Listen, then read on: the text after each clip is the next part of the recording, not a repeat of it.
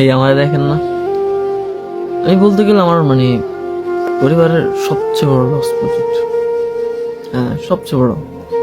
আমি মানে কোনোদিন পারি নাই যে নিজের বাবা মার মুখ উজ্জ্বল করতে।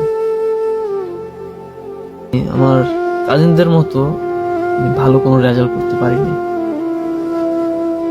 আমি কোনোদিন তাদের মতো চলতে পারিনি।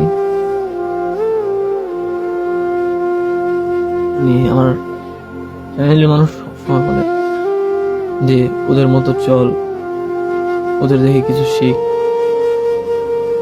আমি ওদের মতো না, হ্যাঁ আমি নিজের মতো। তবে তোমাদের কখনো জানতে ইচ্ছে হয়নি যে আমি কেন এরকম হয়ে গেছি।